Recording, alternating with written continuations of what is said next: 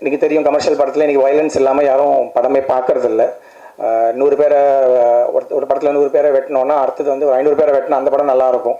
யாருக்கு எவ்வளோ பட்ஜெட் இருக்கோ அவ்வளோ பேரை வெட்டி கொன்று அப்படி தான் நானுமே இப்போ சினிமாகிராஃபி பண்ணிக்கிட்டு இருக்கேன். ஸோ இன்றைக்கி அதுதான் ட்ரெண்டாக இல்லாட்டி என்ன அப்படின்னு பார்க்கும்போது அந்த பயம் எனக்கும் இருந்துச்சு. ஸோ ஒரு படம் ரீசெண்டாக எல்லாருக்கும் தெரிஞ்சிருக்கும், மஞ்சுமல் பாய்ஸ்ன்னு சொல்லி. இவங்ககிட்ட எதுவுமே நடக்காது. இந்த எனக்கு போர் சம்பிப்பிலேருந்து நான் சண்டை போட்டுக்கிட்டே தான் இருக்கேன். சண்டை போட்டுப்போ இப்போ இவங்களோட வேலையே பண்ணக்கூடாதுன்ற மாதிரி ஒரு ஸ்டேஜுக்கு போயிடுவேன். நமக்கு எந்த இம்பார்ட்டன்ஸுமே கொடுக்க மாட்டேன்றாங்கன்னு. பட் திருப்பி அவங்க கவலையே படாமல் திருப்பி வந்து ஏதோ ஒரு புது கதையை சொல்லி என்னை இம்ப்ரெஸ் பண்ணி திருப்பி உள்ளே இழுத்துக்கிட்டே இருப்பாங்க. தியேட்டருக்கு கொண்டு போகணுமா, ஓடிடி இப்போ இருக்கிற ப்ரெஷர். நிறைய பேரை நாங்கள் மீட் பண்ணோம். ஒரு கமர்ஷியல் கட் மாதிரி ஒரு 3-4 மினிட்ஸ் எடுத்துகிட்டு போய் நிறைய பேர்ட்ட எல்லாம் காமிக்கும்போது டிஃபால்ட்டாகவே எல்லாருமே இதெல்லாம் ஃபீல் குட் ஃபிலிம், தியேட்டருக்கெலாம் வரமாட்டாங்க, நீங்கள் வந்து ஸ்ட்ரைட்டாக ஓடிடிக்கு போயிடுங்க அப்படின்ற மாதிரி ப்ரெஷர்லாம் வந்துச்சு. நானுமே இப்போ ஃபுல்லாகவே ஆக்ஷன் வயலன்ஸ்னு போயிட்டுருக்கோம். நான் மேபி அந்த ஆக்ஷன் வயலன்ஸோட எண்ட் ஃபேஸில் இருக்கும்னு நான் எதிர்பார்க்குறேன். பிகாஸ் எப்படி நம்ம பாலச்சந்தர் சார் ஒரு ரஜினிகாந்த் சார் இன்ட்ரடியூஸ் பண்ணுற மாதிரி கௌரவ் காலை எங்களை பொறுத்த வரைக்கும் அவர் தான் ஃபியூச்சர் ரஜினிகாந்த் சொல்லுவான். இஸ் அ வெரி எனர்ஜெட்டிக் கை. அந்த ஸ்கின் டோன் எங்களுக்கு ரொம்ப பிடிக்கும். போர் சமீபிலேருந்து அந்த பையனை நாங்கள் ஃபாலோ பண்ணிக்கிட்டு இருக்கோம். அண்ட் பிரவீன் கிஷோர் அவர் வந்து ஒரு கமல்ஹாசன் சார் தான். ஏன்னா இட்ஸ் வெரி சென்சிபிள். இந்த வே நான் ஒர்க் பண்ணதே மோஸ்ட் டஃபஸ்ட் டைரக்டர். யார் பேச்சையும் கேட்க மாட்டாங்க. இவங்க டைட்டில் தான் அப்படி வச்சுருக்காங்க, மின்மினின்னு. பயங்கரமாக பிரைட்டை அன்றைக்கே அது இறந்துருன்ற மாதிரி ஒரு டைட்டில் வச்சுருக்காங்க. பட் இந்த படத்தோட எமோஷன்ஸ் வந்து என்றைக்குமே சாகாதுன்றது தான் நம்புகிறோம். இதுதான் வந்து இந்த படத்துடைய producer and cinematographer Manoj Paramahamsa அவர்கள். டைரக்டர் சார் சொன்ன மாதிரி இவருடைய ஒர்க் ரொம்ப நல்லா இருக்குது அப்படின்னு சொன்னால் ஒரு நல்ல கலைஞனுடைய ஒர்க்கை நான் இன்னும் வந்து சொன்ன மாதிரி இருக்கும். His work speaks for his talent. அவ்வளோ அழகான ஒர்க் ஒவ்வொரு படத்துலையுமே கொடுத்துருக்காங்க. அண்ட் சினிமா மேலே ரொம்ப அதிகமான பேஷன் அண்ட் லவ். அதனால தான் சினிமாவில் ப்ரொடியூஸ் பண்ணோம் அப்படின்னு முயற்சி பண்ணுறாங்க. 3 படங்கள் பண்ணியிருக்காங்க. அந்த 3 படங்களுமே வந்து ரொம்ப தரமான நல்ல கதைகள் உள்ள ஒரு படமாக இருக்குது. ஸோ இந்த படத்துலையும் உங்களுடைய பங்கு இருக்குது அப்படின்றப்போ ரொம்ப சந்தோஷம் சார். ப்ளீஸ் வாங்க a few words from you. இதே ஸ்டேஜில் இதே செட்டப்பில் ஒரு ஆட்டோ சங்கர்னு ஒரு ப்ரெஸ் மீட்டில் என்ன எல்லாரும் பிடிச்சி நிறைய திட்டினீங்க. தெரியல எவ்வளோ பேருக்கு ஞாபகம் இருக்குதுன்னு தெரியல, இந்த ப்ரெஸ் அந்த சேம் டீம் வந்திருக்காங்களான்னு. பட் அதை எடுக்கும்போதே இந்த படத்தோட ஃபர்ஸ்ட் ஆஃப் நான் ஷூட் பண்ணியிருந்தேன். ஸோ நான் அப்போ கொஞ்சம் திமிராக தான் இருந்தேன். ஸோ எனக்கு ஒரு நாள் நம்மளை திருப்பி ஒரு நல்ல படத்தோட மீட் பண்ணி இதை காம்பன்சேட் பண்ணிடலான்ற ஒரு பாயிண்ட் இருந்தது. ஸோ நெக்ஸ்ட் 8 years அதுதான் இந்த படத்தோட ஒரு யூஎஸ்பியாக பேசிக்கிட்டு இருக்கோம் எல்லோரும். ஸோ ஒரு சின்ன சேலஞ்சு, டெக்னிக்கலி பெரிய சேலஞ்ச் எனக்கு. ஏன்னா அது ஒரு டிஜிட்டல் வந்த டைம். அப்போ இருக்கிற கேமராஸ் வந்து இன்றைக்கி இருக்கிற ஸ்டாண்டர்ட் கேமராஸை விட கொஞ்சம் அப்கிரேட் ஆகாத டைம். ஸோ அப்போ ஷூட் பண்ணிவிட்டு அதை அந்த ஃபுட்டேஜை ப்ரிசர்வ் பண்ணுறது, அதுக்கப்புறம் இந்த டிசிஷன் எடுக்கிறதுக்கும் போது அவங்க போர்சம் பிபி பண்ணி முடிச்சுட்டு வந்த படம் சில்லு கருப்பட்டின்ற படம் அவங்க பண்ணல.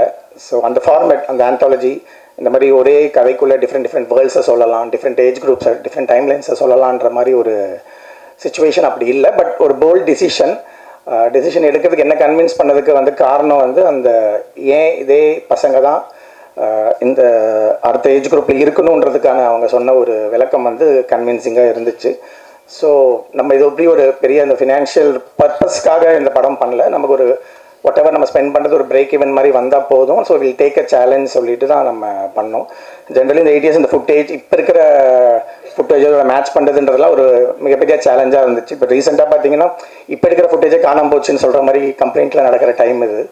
ஸோ அந்த சிச்சுவேஷனில் இதை மெயின்டைன் பண்ணி டெக்னிக்கலாக இதை கொண்டு வரதுன்றது ஒரு சேலஞ்ச். பட் அதை விட வந்து அவங்க வந்து அது ஒரு டேரிங் எஃபர்ட்ஸ். இப்போ ஒரு தாட் ப்ராசஸ், ஒரு 8 வருஷத்துக்கு முன்னாடி சொல்கிற கதைகள், சொல்கிற விஷயங்கள், நம்ம சுற்றி நடக்கிற விஷயங்கள்லாம் சேர்ந்து இப்போ ஒரு ஆஃப்டர் 9-10 yearsக்கு அப்புறம் அதை ரிலீஸ் பண்ணும்போது எவ்வளோ இம்பேக்டாக இருக்கும் அப்படின்றது தான் பெரிய டெசிஷன் மேக்கிங்கில் இருந்த சேலஞ்ச். ஸோ இந்த லைன் அவங்க சூஸ் பண்ண விஷயங்கள் எல்லாமே வந்து ரொம்ப ஒரு யூனிவர்சலாக இருந்தது. ஸோ அது ஒரு பெரிய ரீசன்.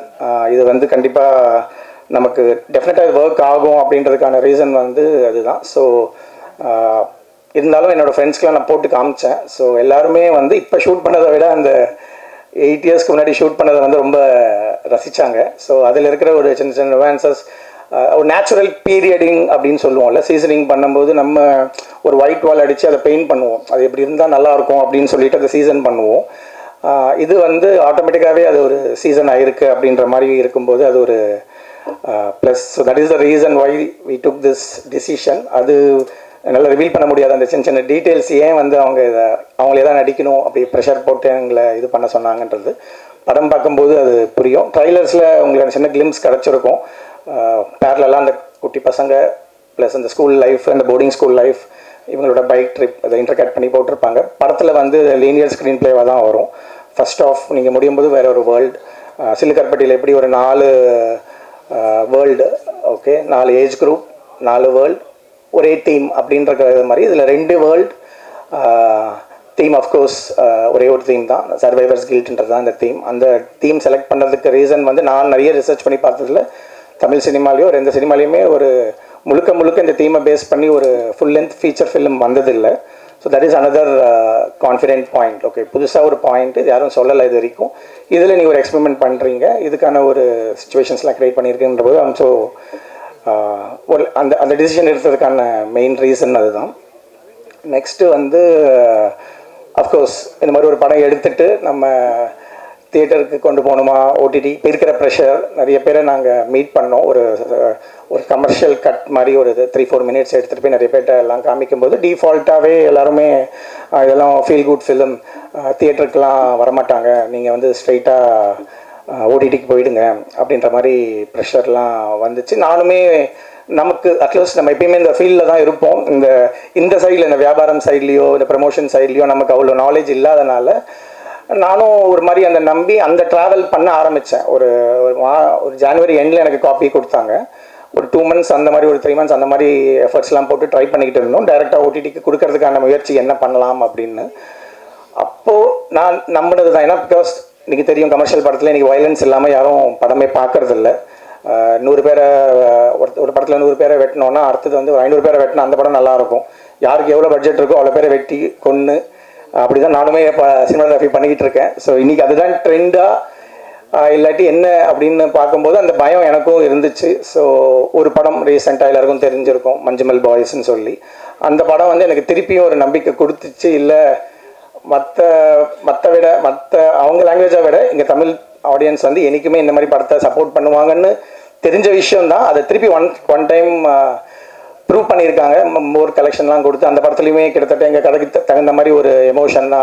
அதில் ஹீரோயின்ஸோ கமர்ஷியல் ஆஸ்பெக்ட்ஸோ எதுவுமே கிடையாது. தின் லைன், ஒரு லைனை நம்பி அவங்க அழகாக மேக்கிங்கும் கிராஃப்டிங்கும் நம்பி ஒரு படம் எடுத்தாங்க. ஸோ எனக்கு ஒரு நம்பிக்கை வந்துச்சு. ஸோ அன்னிலேருந்து இந்த ஓடிடி விட்டுட்டு நம்ம தியேட்டர்ஸ்க்கு இதை தைரியமாக கொண்டு வரலாம் அப்படின்ற ஒரு டிசிஷன் எடுத்தோம். திருப்பி எல்லாருமே சொல்லுவாங்க ஃபேஷன் இஸ் அ சர்க்கிள் அப்படின்னு சொல்லுவாங்க. ஸோ என்றைக்குமே வந்து ஃபேஷன் ரிப்பீட் ஆகிட்டே இருக்கும். எவ்ரி ஒரு 20-30 இயர்ஸ்க்கு அப்புறம் ஒரு ரவுண்டு வந்துக்கிட்டே இருக்கும் அப்படின்னு சொல்லுவாங்க. நான் ஈரம் பண்ணும்போது அதை நான் ஃபீல் பண்ணேன். ஒரு 20 இயர்ஸாக எந்த பேய் படமும் வரல. ஃபஸ்ட் டைம் நாங்கள் ஈரம் பண்ணும்போது அது ஒரு பெரிய ட்ரெண்ட் செட்டர் ஆகி அன்னிலேருந்து நிறைய பேய் படங்கள்லாம் எடுக்க ஆரம்பித்தாங்க. திருப்பி அந்த செட் இப்போ முடிஞ்சு போச்சு.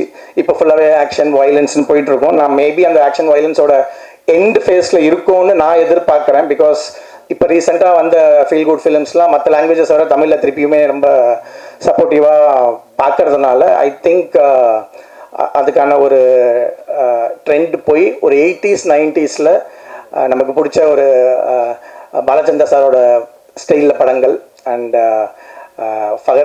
ஃபாசில் சார் படங்கள், மகேந்திரன் சார் மாதிரி படங்கள்லாம் வந்து திருப்பி அந்த பொறுமையாக ஸ்பேஸிங்கில் படம் எடுத்தாலுமே பார்ப்பாங்கன்ற நம்பிக்கை. ஸோ திருப்பி ஏன் அந்த 80s 90s சொல்கிறேன்னா, அலிதாவன் அந்த மாதிரி ஒரு ஜோனில் தான் பார்க்குறேன். ஸோ அவங்க வந்து ஒரு 2 பேரை இங்கே இன்ட்ரடியூஸ் பண்ணுறாங்க.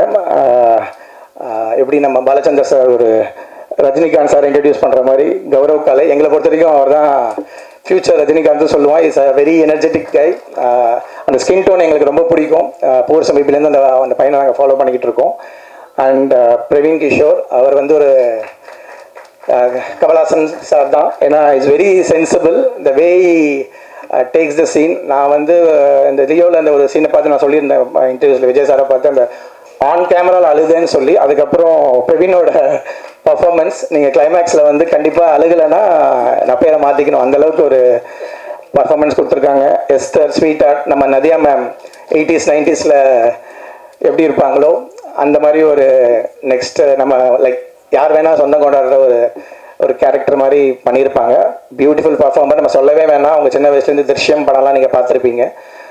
அவ்வளோ அழகாக பர்ஃபார்ம் பண்ணியிருப்பாங்க பெரிய பெரிய ஸ்டார்ஸோட. ஸோ ரொம்ப நைஸ் கோஆப்ரேஷன். எனக்கு ஆக்சுவலி எஸ்தர் மேலே அவங்க ஃபேமிலி எல்லாருமே ஒரு பயங்கரமான சினிமா லவர். ஸோ அவங்க கண்டிப்பாக பெரிய ஆளானாலுமே சினிமாவில் தான் இருப்பாங்க. எனக்கு டவுட்டு, எனக்கு பிரவீன் மேலே தான் டவுட்டு. அவன் எப்படி வளருவான், எப்படி ரொம்ப சில பசங்க வந்து சின்ன வயசில் க்யூட்டாக இருப்பாங்க, வளரும்போது ரொம்ப டிஸ்டார்ட் ஆகி வேறு மாதிரி ஆகிடுவாங்க. But is grown to an handsome, நீங்கள் படத்தில் வர டைலாக் மாதிரி தான் ஹேண்ட்ஸம் யங் மேன். ஸோ இது ஒரு so I think we are going back to that 80s and 90s. அதுக்கான ஒரு ஃபஸ்ட்டு முயற்சி அந்த படம் இருக்குன்னு நினைக்கிறேன். நெக்ஸ்ட்டு வந்து முரளி கிருஷ்ணன் அப்படின்னு இருக்காரு. அவர் வந்து யாருன்னா, நம்ம ஜென்ரலாக இந்த ஃபாரின் கோஆர்டினேட்டர்னு சொல்லுவாங்க, line producer for foreign films. என் கூட வந்து துருவ நட்சத்திரம், பீஸ்ட், இந்த ராதேஷாம் இந்த மாதிரி படத்துக்குலாம் வந்து இந்த ஜார்ஜியாலாம் கூட்டிகிட்டு போய் வெரி சென்சிபிள், அதாவது ஐடி ஃபீல்ட்லேருந்து விட்டுட்டு இந்த சினிமா பேஷனாக வந்து இந்த மாதிரி ஒரு பிஸ்னஸ் பண்ணிக்கிட்டே இருந்தார். எனக்கு இந்த படத்துக்கு வந்து லடாக் போகணும் அப்படின்னும் போது it's more expensive then going Switzerland. ஏன்னா ஃப்ரீக்வன்சி ஆஃப் ஃப்ளைட்ஸ்லாம் வந்து ரொம்ப கம்மி. அண்ட் ஒரு மே, ஜூன், ஜூலை இந்த ஒரு 3 மாதத்தில் மட்டும்தான் அங்கே பெர்மிஷனே கொடுப்பாங்க இந்த மாதிரி ஷூட்டிங் இந்த மாதிரி விஷயங்களுக்கெல்லாம். ஸோ ரொம்ப எக்ஸ்பென்சிவ். அங்கே வந்து அக்காமடேஷன் ரொம்ப கம்மி. ஆனால் ஒரே டைம் அவ்வளோ டூரிஸ்ட் வந்துடுவாங்க. எல்லாமே ஒரு 200 கிலோமீட்டர்ஸ் இருக்கும் ஒரு டெஸ்டினேஷன் பாயிண்ட். நீங்கள் படத்தில் பார்த்தீங்கன்னா ஒரு மவுண்டன்ஸ் தான், பட் டிஃப்ரெண்ட் ஷேட்ஸில் இருக்கும். ஸோ இது ஒரு பெரிய ப்ராசஸாக இருந்துச்சு. ஸோ எனக்கு இந்த ட்ராவல்ஸ் அந்த மாதிரி ஒரு எக்ஸ்பீரியன்ஸ் இருக்கிற அவரே நானும் எனக்கு ப்ரொடியூஸ் பண்ணுறதுலாம் இன்ட்ரெஸ்ட் இருக்குது சார்னு சொல்லும்போது அவரையுமே நான் பார்ட்னர்ஸாக எடுத்துக்கிட்டு அந்த டோட்டல் அட்மினிஸ்ட்ரேஷன் எனக்கு நல்லா பண்ணி கொடுத்தாரு. இன்றைக்கி வந்து இந்த விடியாமுயற்சி ஃபிலிம் அங்கே பக்குவில் இருக்கார், அவர் இன்றைக்கி வரல. So I need to thank Murali for supporting me to handling everything and investing இந்த மணி, எங்களை மாதிரி ட்ரெஸ் பண்ணி பண்ணது. நெக்ஸ்ட்டு வந்து டென்ட்டு கோட்டா வருண் சார். ஸோ வழக்கம் போல் நம்ம அவருக்கு இந்த ஃபாரின் ரைட்ஸ்க்காக இந்த படத்தை வந்து நான் போட்டு காமிச்சேன் அவருக்கு. ஸோ அன்றைக்கி போட்டதுலேருந்து இன்றைக்கி வரைக்கும் டெய்லி ஃபோன் பண்ணி ரொம்ப எக்ஸைட்டாக ஒரு பயங்கரமாக நான் சொன்னார். அது எவ்வளோ எக்ஸைட்டேட் பண்ணுறாரா நிஜமாக சொன்னாரான்னு தெரியல. இந்த படம் தமிழ் சினிமாவில் ஓடாடி 2 படம் ஓடும் சார். எனக்கு இது வந்து நாட் ஓன்லி இன் யூஎஸ். எனக்கு நான் அந்த டைமில் ரெட் ஜெயிண்ட்டுக்கு நெக்ஸ்ட் நான் படம் பண்ணிக்கிட்டு இருக்கேன். ஸோ நான் அவங்க மூலிமா தமிழில் ரிலீஸ் பண்ணலான்ற மாதிரி பிளானில் இருக்கேன் சார் சொன்னேன். நீங்கள் அவங்களுக்கு ஒன்றும் கன்ஃபார்ம் பண்ணலன்னா சொல்லுங்கள், நானே ரிலீஸ் பண்ணுறேன் சார். எனக்கு ரொம்ப பிடிச்சிருக்கு, எனக்கு ஒரு சர்க்கிள் இருக்குது, நான் எங்கள் டீம்லாம் இருக்காங்க, உங்களுக்கு நல்லா ப்ரமோட்லாம் பண்ணுறேன்னு சொல்லி அவரே ஆன்போர்டு வந்தார். Varun sir thanks. அவருமே இங்கே யூஎஸில் சில விஷயங்களில் பிஸியாக இருக்கார். So next Khadija ma'am. So அவங்கள பற்றி நீங்கள் அந்த கான்டெக்ட்ஸில் வந்து நீங்கள் நினச்சிக்கலாம் ரஹ்மான் சாரோட இதுன்னு. என்னை பொறுத்த வரைக்கும் இந்த படத்தோட ஆர்ஆர் போட்டுட்டு ஒரு இளையராஜா சாரோட ஃபீல் வந்து இந்த படத்தில் அப்படியே கொடுத்துருக்காங்க. பேக்ரவுண்ட் ஸ்கோர் தான் இந்த படம். ஏன்னா நாங்கள் சாங்ஸ் எடுத்துகிட்டு போய் ஷூட் பண்ணல. ஸோ படத்தை எடுத்து முடிச்சுட்டு தான் நாங்கள் அவங்கள அப்ரோச் பண்ணோம். அலிதா வந்து நீங்கள் அனிருத் சார்கிட்ட, ரஹ்மான் சார்கிட்ட ஒர்க் பண்ணியிருக்கீங்க, நீங்கள் அவங்கள அப்ரோச் பண்ணி கொடுங்க, இந்த படம் அவங்களுக்கு பிடிக்கும், நம்ம சாங்ஸ் கேட்கல, பேக்ரவுண்ட் ஸ்கோர் தானே அப்படின்னு சொல்லி கேட்டாங்க. வழக்கம் போல் அவங்க மெயிலெலாம் பண்ணி ட்ரை பண்ணும்போது ஃபஸ்ட்டே நம்ம ரொம்ப லேட்டாக எடுத்திருக்கோம். இப்போ அவங்கள நான் ஃபாலோ பண்ணி அவங்களோட பிஸி ஷெட்யூலை நம்ம படத்தை ஃபிட் பண்ணி இது இன்னும் ஒரு 1 இயர் தள்ளி போயிடும் அப்படின்ற மாதிரி ஒரு டெசிஷன்.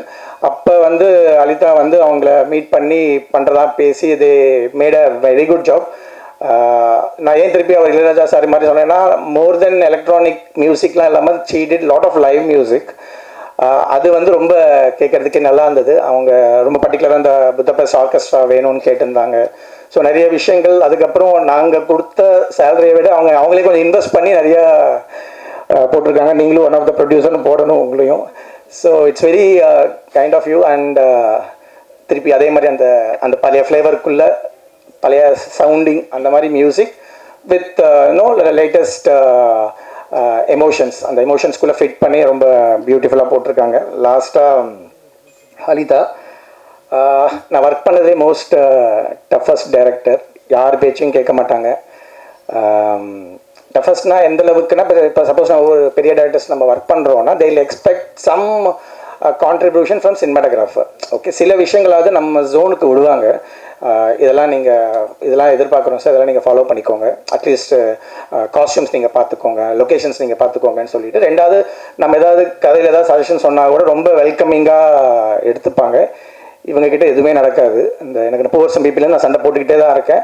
சண்டை போட்டுப்போ இப்போ இவங்களோட வேலையே பண்ணக்கூடாதுன்ற மாதிரி ஒரு ஸ்டேஜுக்கு போயிடுவேன். நமக்கு எந்த இம்பார்ட்டன்ஸுமே கொடுக்க மாட்டேன்றாங்கன்னு. பட் திருப்பி அவங்க கவலையே படாமல் திருப்பி வந்து ஏதோ ஒரு புது கதையை சொல்லி என்னை இம்ப்ரெஸ் பண்ணி திருப்பி உள்ளே இழுத்துக்கிட்டே இருப்பாங்க.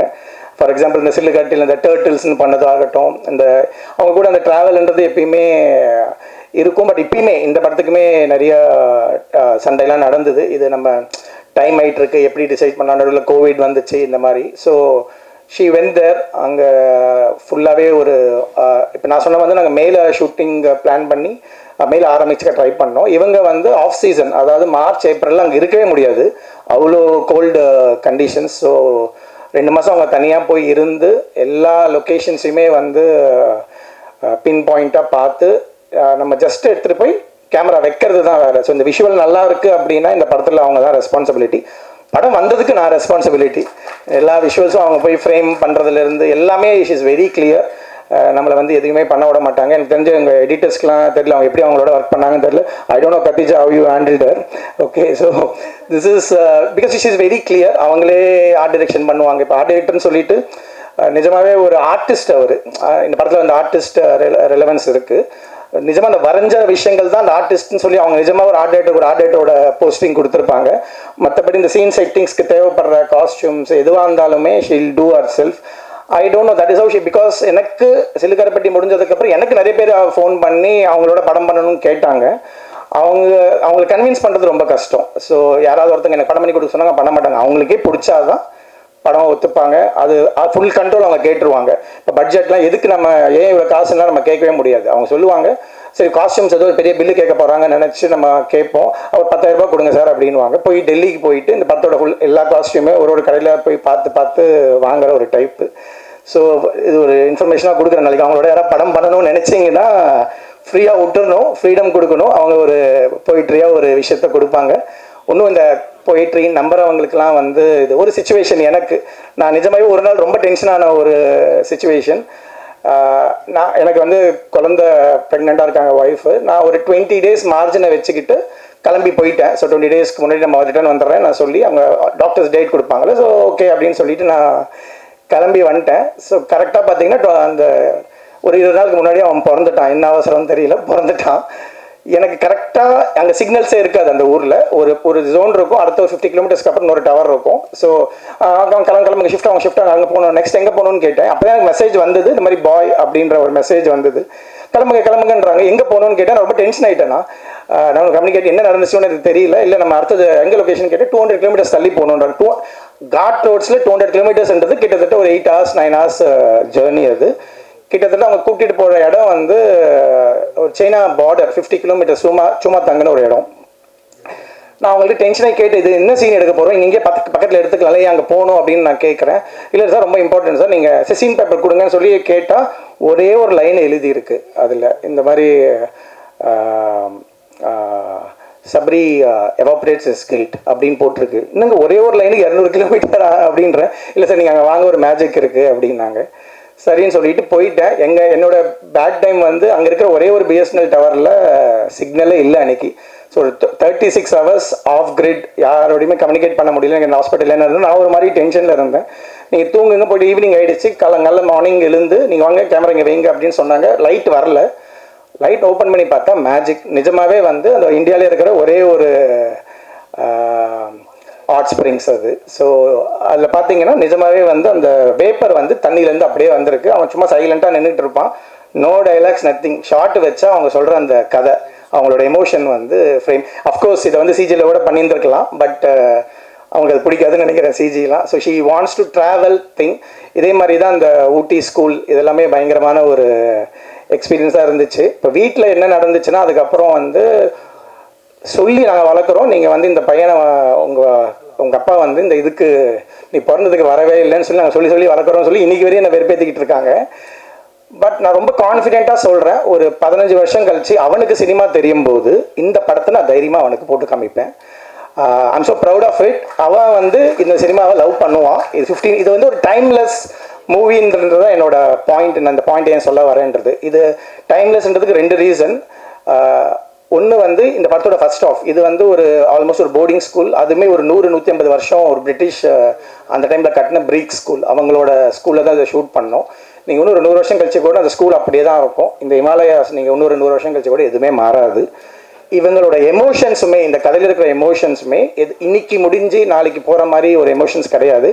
இவங்க டைட்டில் தான் அப்படி வச்சுருக்காங்க, மின்மினின்னு, பயங்கரமாக பிரைட்டை அன்றைக்கே அது இறந்துருன்ற மாதிரி ஒரு டைட்டில் வச்சுருக்காங்க. பட் இந்த படத்தோட எமோஷன்ஸ் வந்து என்றைக்குமே சாகாதுன்றது தான் நம்புகிறோம். இந்த நம்பிக்கை எல்லாருக்கும் இந்த படம் முடிஞ்சோடனே வரும், எனக்கு மெசேஜ் எல்லாம் பண்ணுவீங்க அப்படின்றது தான். நான் ஒரு புக்கில் படித்தது தான். First of all natural light sources அப்படின்னு சொல்லிட்டு இந்த சினிமாட்டோகிராஃபி புக்கில் போட்டிருப்பாங்க. அதில் வந்து 4 விஷயம் தான் இருக்கும் நேச்சுரல் லைட் சோர்சஸ் உலகத்தில்: சன், மூன், ஸ்டார்ஸ், ஃபயர்ஃப்ளைஸ். அதான் மின்மினி. Thanks. Thank you so much sir, உங்களுடைய அழகான எக்ஸ்பீரியன்ஸ் ஷேர் பண்ணதுக்கு. It was lovely hearing that from you. So அடுத்தபடியாக எஸ் ரெண்டல் அவர்களை பேச அழைக்கிறோம். நம்மளுக்கு ரொம்ப பரிச்சயமான ஃபேஸ், திருஷ்யம்லாம் அவ்வளோ அழகான ஒரு பியூட்டிஃபுல் பெர்ஃபார்மர் அப்படி நிரூபிச்சிருப்பாங்க. அண்ட் இந்த படத்துலேயுமே அந்த கிளிம்ஸஸ் எல்லாம் பார்க்குறப்போ very pretty. Please come share a few words. வாங்க.